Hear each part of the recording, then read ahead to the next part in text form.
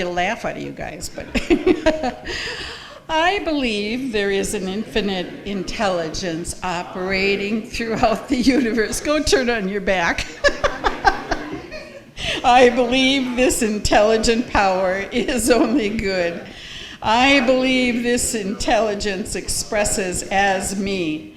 I believe through my conscious use of this power, I create my life as happy, healthy, and complete. And so it is. I want to thank you all for letting me be who I am today. And I want to thank you all for coming and for all that you contribute to the church. Just your energy here. You know, people have said it before. When you're standing up here and looking at all the faces, the energy just emanates from you all, that feeling of love and happiness. And we are so blessed. So thank you to all of our volunteers. We have so many of them, and love you all. We wouldn't be us if we all weren't here together. So I want to draw your attention to the announcements. And the first thing that I would say is that for those who might be listening on the YouTube recording, you can go to cslaz.org and look at our announcements and our event calendar.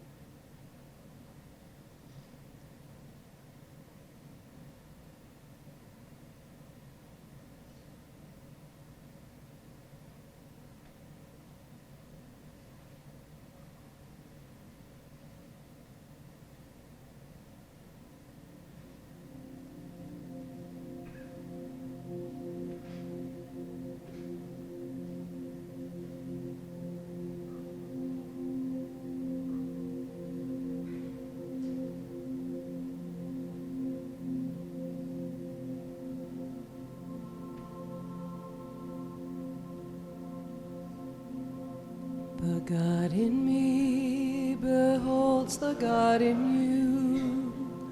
It is all for our greatest and highest good. The God in me beholds the God in you. And you and I are one. Namaste. The God in me beholds the God in you. It is all for our greatest and highest good. The God in me beholds the God in you. And you and I are one. Namaste. Namaste.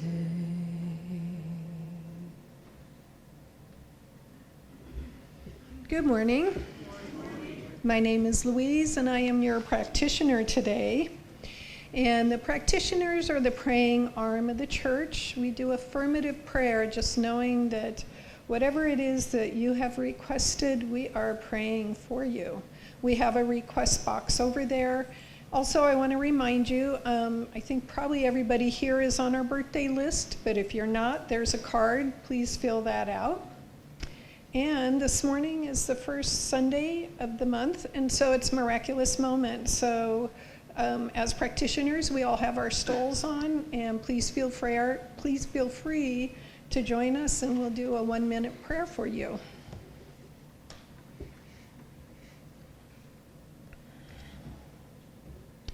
So I light the service candle, knowing that we each bring our light to this service.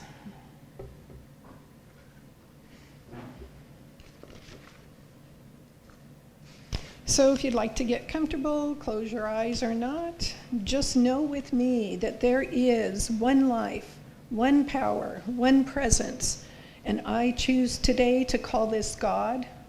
This one all-encompassing power and presence nourishes our minds, our bodies, and our souls. This presence of spirit and love, being everywhere, is with you, with me, right here and right now. This presence is you and me, and spirit is flowing in and through each and every one of us. So I claim and I know that today, that this good day, this God day is unfolding perfectly, and that this service today is unfolding perfectly in our minds and the mind of God. I am so grateful to Reverend Donna for her words that bless and enlighten us, and I know that all words of faith are affirmed by the action of law and love, and I say yes, and so it is. So my reading this morning is called Being Present, Be Where You Are, Being Where You Are. It's by Cindy Stradling. She is a CSL, certified practicing or personal coach. Mindfulness is the practice of being present. It is not always a natural state of mind. Most of us are focused on what has happened in the past, the shoulda, woulda, coulda, thoughts, and or focused on the future of what if, what's coming next. The problem with focusing on the past is there is no way to change what has happened. Focusing on the future is simply a waste of time, particularly when these thoughts only highlight every possible mistake, pitfall, or error that occurs. By being present in the moment, you can focus on the possibilities, the reality, and how and where you can make changes to bring about the changes you want. This quote by Lao Tzu sums it up beautifully. If you are depressed, you are living in the past. If you are anxious, you are living in the future. If you are at peace, you are living in the present moment. Being present means being fully engaged in what is happening at the moment. It is perhaps easiest to think about living by experiencing the world through your 5 senses. When you are fully present, you notice details, colors, textures, patterns, and the things in your environment. You listen carefully for the tone of voice, body language, expressions, and responses. This helps you to be authentic and intentional in your communication, both at home as well as work or play or volunteering. The opposite of being intentional and present is being on autopilot. Most people have experienced eating a meal, driving somewhere, and not remembering and not recalling any specific details about it. Sometimes we may have entire conversations with a spouse, a child, a colleague, anybody, and walk away and have no recollection of what you talked about. So I'm going to give you as an example of not being fully present that happened to me years ago. My husband and I were engaged in a pretty intense conversation, and I was shredding cabbage in a food processor. As we were talking, on a subconscious level, I kept seeing this little piece of cabbage that was stuck in the tube. And it was really bothering me. So now I'm not listening to my husband, and I'm not fully focused on the food processor. So I stuck my finger in the tube to move that piece along, not paying attention to how close the blades were. As my husband's face changed, he tried to warn me. The top of my finger hit the blade, and had I been fully present, I would have finished the conversation or finished shredding the cabbage, but I just didn't do either. So by tapping into what is happening in the moment, we become engaged in real time. We are not worrying about the future or the past. We're not worried about multitasking or simply tuning out. When we tune in rather than tune out, we understand more, we handle stress much more effectively, and we build stronger relationships at work and in our personal lives. It is very normal to find our mind drifting to the past or the future and avoiding the present, particularly in a difficult, boring, stressful, or routine type of activity. Being present can seem like a challenge, but it is just a habit you need to develop. So start by noticing that you are not focusing on the present and what is in your immediate environment. Next, you take a few deep breaths and sense the air coming in and out of your body. Then take a focused look at the things around you. Listen to the sounds and hear them. Feel the texture of items you are touching. Smell the scents, or maybe really enjoy that next sip of coffee, tea, or water. Being present is being fully there for the people around you, as well as for yourself. Namaste.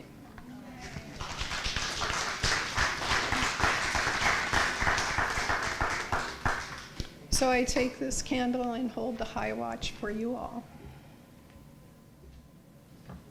You know, sometimes in the Living Out Loud journal, in Home Office's version, there are sometimes musical selections recommended for each week. And I, like Reverend Donna, like to go off the beaten path and not do any of them. And but this week was an exception because of this month's theme. There just seems, it's something so perfect about this song. And it's a song by Peter Mayer, and I've done it several times for you, and it's a delight to do it again for you today.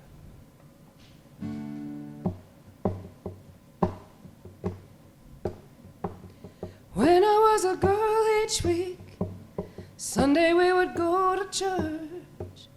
Pay attention to the priest. He would read the holy word, consecrate the holy bread, and everyone would kneel and bow. Today the only difference is everything is holy now. Everything is holy now.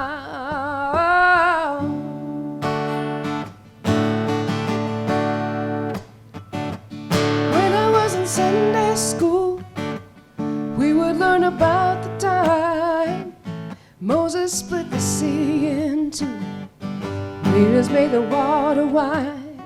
And I remember feeling sad, miracles don't happen still, but now I can't keep track, 'cause everything's a miracle. Everything's a miracle. Wine from water is not so small. An even better magic trick is that anything is here at all. So the challenging thing becomes not to look for miracles, but finding where there isn't one.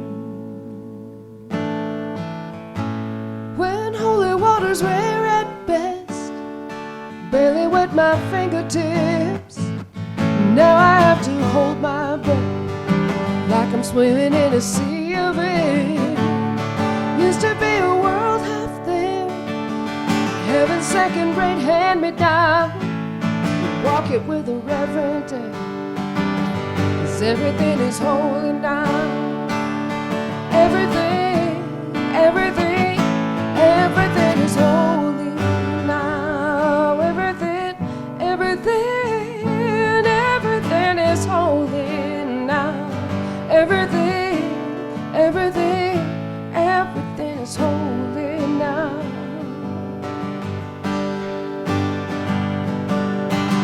Read a questioning child's face, say it's not a testament. That'd be very hard to say. See another new morning come, say it's not a sacrament. Tell you that it can't be done. This morning outside I stood, saw a little red-winged bird shining like a burning bush, singing like a scripture verse. Made me wanna bow my head. I remember when church let out, how things have changed since then. Everything is holy now. Everything, everything, everything is holy now. Everything, everything, everything is holy now. Everything, everything, everything is holy now. Everything, everything's holy now. Used to be a world half there, heaven's second-rate hand-me-down, but I walk it with a reverent air, 'cause everything is holy now. Everything, everything, everything is holy now. Everything, everything, everything is holy now.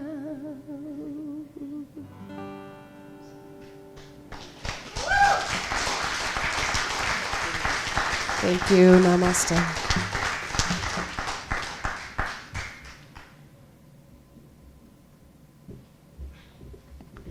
Thank you, Heather. I was hoping we were going to get that song in during this month because it's so perfect.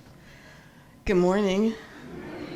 Can you believe we have 2 months left of this year? So the November begins our holiday season with Thanksgiving just a few weeks away, and then Christmas in December, our volunteer dinner in January, our pledge campaign in February. No wonder Heather took a week off. We're going to keep her pretty busy from here on out. Our theme this month, and I am using it, is from the Field Ministers, and it's the mundane, the sacred, and the profane. Oh my! So, remember lions and tigers and bears. Oh my! And Dr. David Robinson of the Olympia Center for Spiritual Living wrote the outline for this week's talk, which is called the Mundane, Sigh. And he says, following the exploration of paradox in October, we delve into the ways we categorize life, separating and judging based on perceived importance. We examine each of these three, the ordinary mundane life, the perceived sacred life with its rules and practices, the profane or secular, whatever is not spiritual, life, and finally the aha, or the oh my, when we learn that they're all aspects of the one. He goes on, as humans, we learn to categorize different aspects of life. We want to live in a state of constant excitement, doing meaningful, world-changing activities. But we find that there's all these mundane things that need doing. Dishes, shopping, cooking, taking out the garbage, and so on. We know that life could be so much more if we just didn't have to deal with the mundane. But what if the mundane were just as sacred, important, and valuable as everything else? Well, if you've been here any length of time, you know that that is something I talk about all the time. Seeing the miracles in the smallest things, experiencing the deeper meaning in those mundane experiences, finding out that the ordinary is truly remarkable when we take time to look. Everything is holy now. It always has been. I was with some people from our center this week, and we agreed that one of the things that makes us joyful people is that we focus on those things that have true value to us. Gratitude, a sense of peace and connection, giving to others, being mindful of the tiniest miracles. And once those become a habitual lifestyle, then we are automatically happier people. And because we're happier people, we draw like-minded people into our circle. And that's what we've done here. That's what the men's group does. That's what Spiritual Circles does. That's what the Writers Club does. So as we continue our spiritual path, then we expand our worldview so that we can appreciate different perspectives and hold multiple perspectives simultaneously, which we talked about in the month of October. But seeing more than one reality at the same time not only affords us new possibilities, but gives depth to our experiences and our responses to them. I was watching a talk by Edward Villone, who's a senior minister of the Santa Rosa Center for Spiritual Living. And he was talking about a hike that he took quite recently. From the bottom of the path, he couldn't see the top or how the path wound around the mountain. So he became a little bit anxious that it might be too steep for him, but he set off anyway. And when he reached the top of the climb, he turned around and saw not only an incredible view, but he could see the path as it descended. And since the sun had changed position, the colors of the rocks and foliage were absolutely beautiful. Same path, different perspective. And he then asked himself, and it's a question that I'm asking all of us to ponder in our own lives, where do I need to take a breath, turn around, and look at something from a different perspective?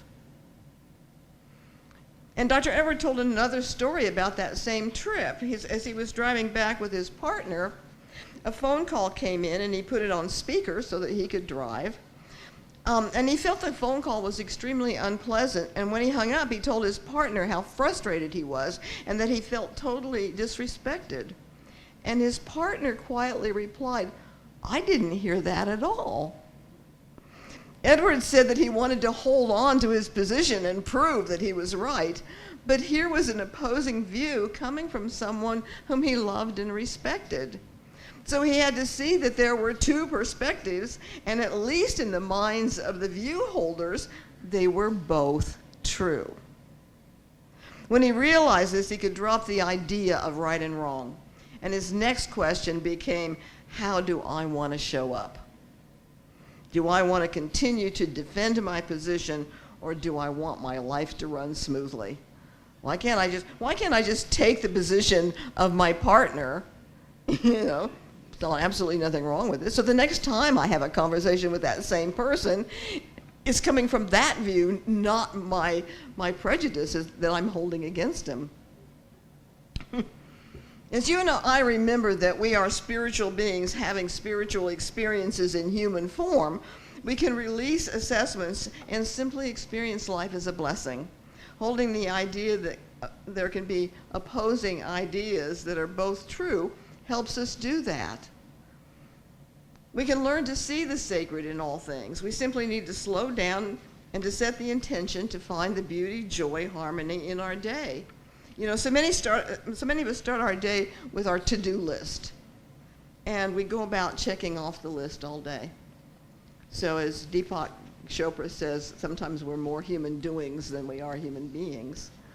But if we don't honor the being part of us, that part that connects with our divinity, then our doings become more stress-filled than they need to be. There's a lovely poem that I think I've used. I know I've used this before, but I love this poem. I got up early one morning, and I rushed right into the day. I had so much to accomplish that I didn't have time to pray. Problems just tumbled about me, and heavier came each task. Why doesn't God help me, I wondered. He answered, you didn't ask.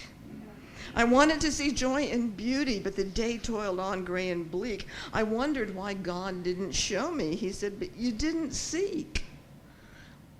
I tried to come into God's presence. I used all my keys at the lock. God gently and lovingly chided, my child, you didn't knock. I woke up early this morning and paused before entering the day. I had so much to accomplish that I had to take time to pray. So that's from a Christian perspective and a God who watches over us. But from our metaphysical interpretation, there is a power and presence that responds to us according to our belief. And there is a sea of infinite potential from which this response originates. Albert Einstein said no problem can be solved from the same level of consciousness that created it. So our belief is that true prayer is aligning ourselves with the aspects of God, with love, truth, joy, peace, abundance. And then that puts our consciousness above the level of the problems that we are dealing with. And it's that consciousness that becomes the basis for any solution. Lao Tzu tells us the way to do is to be. And he's saying that doing is a product of being. If we are at one with love, harmony, peace, joy, and we pray to see that perfection in the situation at hand, then our prayer has a much better chance of being answered. If we think of it as the universe can only say yes to our consciousness, then if we come with complaints, worries, despair, that's what the universe will say yes to, no matter what words we use. Ernest Holmes tells us spiritual communion is deeper than intellectual perception. The prayer of the intellect may be perfect in form, but it must be warmed and colored by feeling and conviction if we would enter into a deep spiritual communion with reality.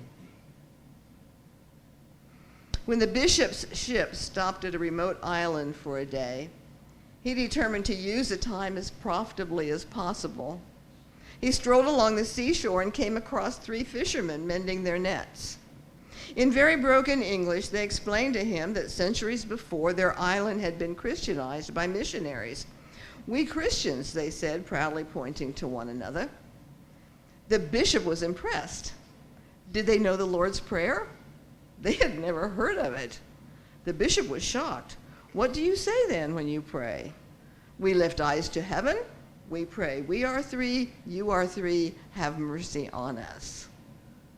The bishop was appalled at the primitive, downright heretical nature of their prayer. So he spent the whole day teaching them the Lord's Prayer. The fishermen struggled with the words, but gave it all they had, and before the bishop sailed away the next day, he had the satisfaction of hearing them go through the whole formula without a flaw. Months later, the bishop's ship happened to pass by those islands again, and the bishop, as he paced the deck saying his evening prayers, recalled with pleasure the 3 men on that island who were now able to pray thanks to his patient efforts. Lost in thought, he happened to look up and noticed a spot of light in the east. The light kept approaching the ship, and as the bishop gazed in wonder, he saw 3 figures walking on the water. The captain stopped the boat, and everyone leaned over the rails to see this sight. When they were within speaking distance, the bishop recognized his 3 friends. "Bishop," they exclaimed, "we hear your boat go past island and come to meet you. What is it that you want?" said the awe-stricken bishop. "Bishop," they said, "we're so sorry. We forget lovely prayer. We say, 'Our Father in heaven, holy be your name, your kingdom come,' then we forget. Please teach us prayer again." The bishop was humbled. "Go back to your homes, my friend," he said, "and each time you pray, say, 'We are 3, you are 3, have mercy on us.'" The bishop knew the words. The fisherman had the faith. The bishop had the education and the knowledge. The fisherman had the conviction and trust. The bishop was concerned about the formula. The fisherman felt the fire of their faith. So how do you and I move from intellect to a deep conviction of God as all presence and all power? And I think we need to be like that person in the original poem. When we see what our to-do list has, then we know that we have to begin with prayer, with some form of spiritual practice that takes us to that place of feeling that God presence within us. And the more we practice, the easier it becomes to reach those higher levels of consciousness. Dr. Holmes says to understand our unity with God is the beginning of wisdom. To realize that we can express our divinity today should be the start of a conscious practice that will gradually conduct us to a greater and greater experience of life. Thus, we will demonstrate not only that an infinite good exists, but it is now operating in our experience. This is the purpose of the practice of the science of mind. So if you and I are going to have a practical faith, then we have to trust that this spiritual universe, with its spiritual laws, is powered by love and responds to our word, our thought, our belief. And the more we understand and feel that power and presence within us, the deeper our faith becomes. And when we pray from that consciousness, then words don't matter. Like the fisherman, it's the trust and the feeling behind the words that count. St. Augustine said, faith is to believe what you do not see, and the reward of this faith is to see what you believe. Faith is the bridge between the seen and the unseen. So the unseen is that potential possibility that exists in the world of pure consciousness, what we call the mind of God. And when we pray, we are directing this pure consciousness toward our desire. Our faith then draws the desired result to us from that unseen consciousness. That process is pretty simple, but there are some caveats. Number one, we need to be sure our ego is not attached to what we're praying for. Several years ago, I taught a class based on the work of quantum theorist Dr. Amit Goswami. The man is both a scientist and an enlightened spiritual being. When he talks about quantum physics, he sounds like an ancient mystic. And he said that the reason that our prayers often don't work is that we are using our ego to try to manifest something that doesn't come from the ego world. When we are aligned with quantum consciousness, the mind of God, then manifestation is automatic because we are at the level of pure creativity, not at the ego level. And the second one is, are we willing for our prayer to be universal? If we're praying for a particular good to manifest in our life, is there any place in us where we wouldn't want that good to manifest for anyone else?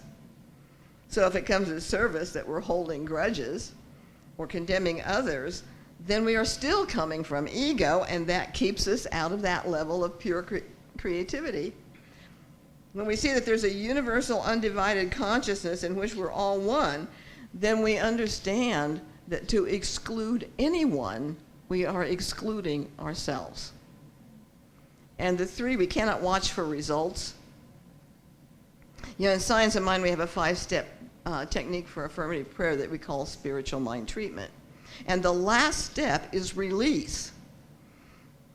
You and I can say a beautiful prayer, but if we keep looking for results rather than releasing it with confidence, we are thwarting that creative process.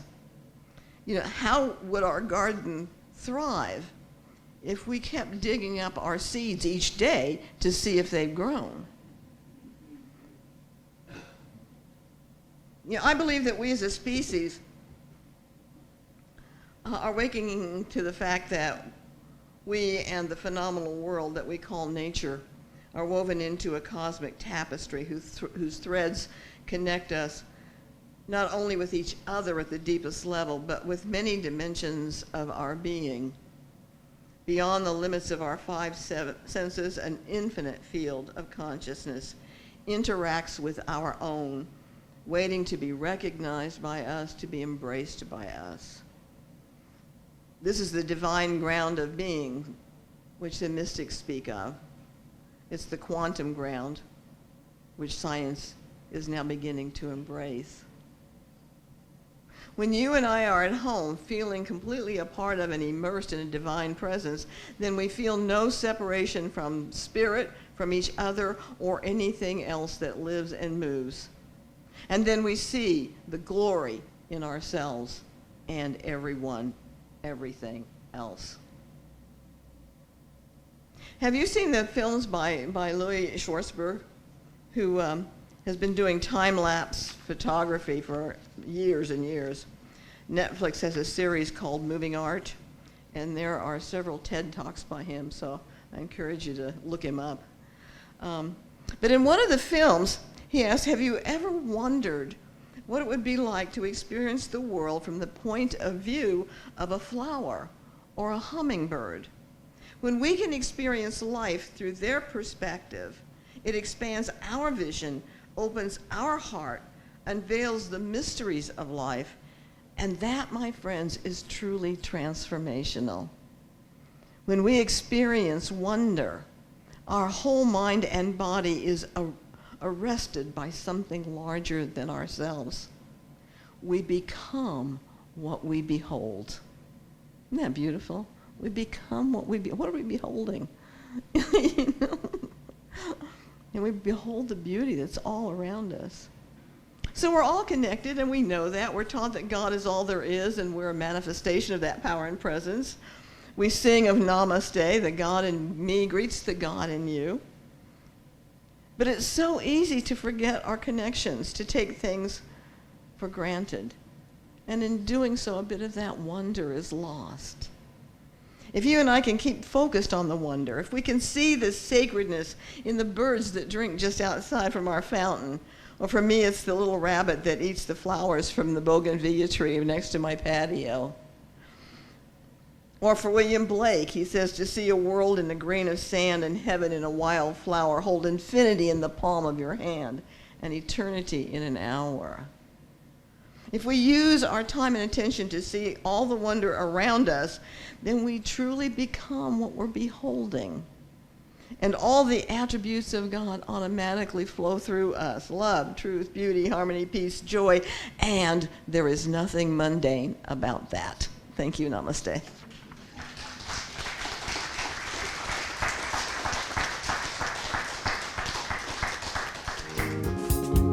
Anything is possible when you believe. Sorry. Anything is possible when you believe. Faith can make a mountain move when you believe. Faith can make a mountain move when you believe. Don't you know that you can change your life when you believe? Don't you know that you can change your life when you believe in yourself, in yourself, in yourself, in yourself? Gonna make a miracle now. Gonna make a miracle when you believe.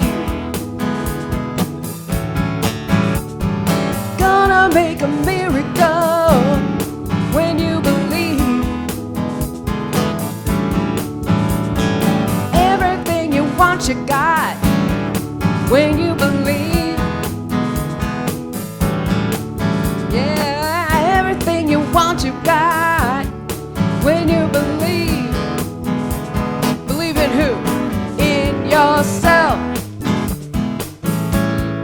In yourself. In yourself. In yourself. And I believe in me. I believe in you.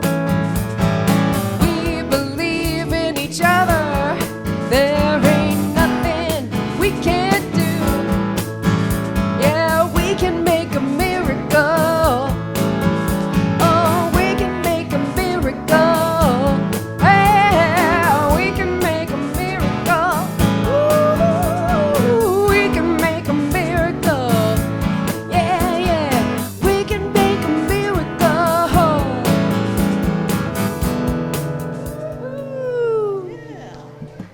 By the way, last month we used part of our contributions, our Sunday contributions that you give us. We used 10% of that for the community, but we used a portion of it for candy because the Sopry School kids had a Halloween party, so they got to trick or treat within the school in a nice, safe environment, and they had games and experiences, and I think there was a place to take pictures. But John went as in his little black outfit, as an older Johnny Cash, and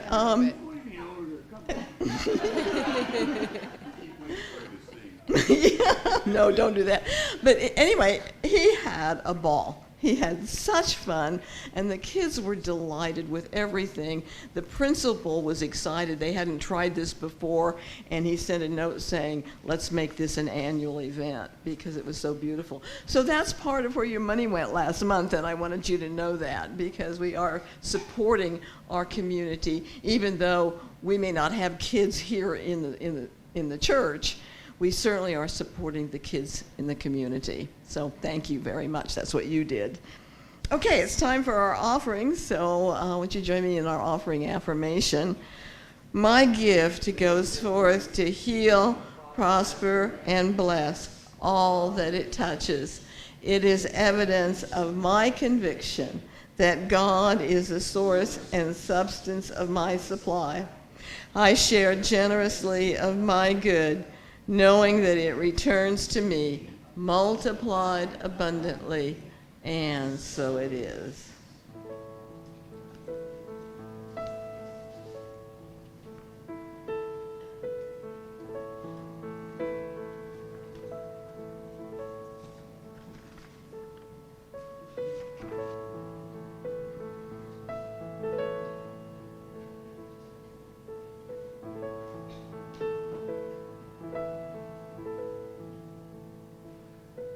I am so blessed. I am so blessed. I am so grateful for all that I have. I am so blessed. I am so blessed.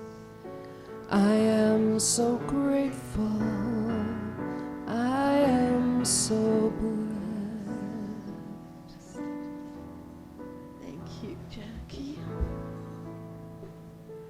Okay.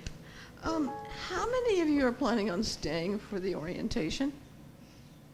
Anybody? Okay. Okay, good. Anybody else?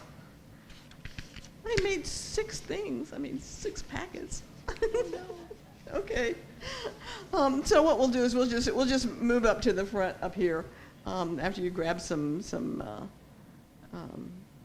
refreshments, and then we'll talk about what it means to be a member. Okay. So let's close this portion out in prayer. I know that there is one life. It is the life of God that animates itself through each and every one of us. I know that this higher consciousness is who and what we are. And as we turn to that realm of spiritual, we find the spiritual in everything. I speak my word for anyone who's experiencing any kind of a challenge, that the power and presence of God is right there, forming solutions that we may not have any idea could happen. I speak my word for those turmoils all over the world. Ukraine, certainly Israel, the Gaza Strip. And know that in the midst of those horrific situations, there is a power greater than we could ever know that's at work to heal and make whole those torn places. I give thanks for the opportunity to speak my word this morning, to be a part of this spiritual family, and to know indeed that we are truly blessed. And I release these words into the law of mind to do its perfect work, as we say together. And so it is. And may we stand and sing Stand.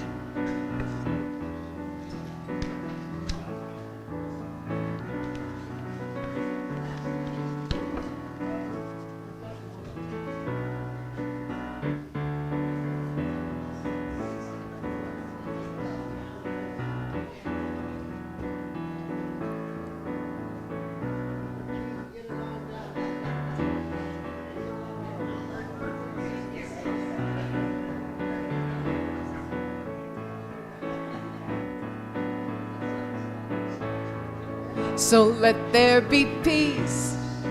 I am a stand for peace. Let there be love. I am a stand for love. Let there be joy. I am a stand for joy. We are making a new world now. So let there be peace.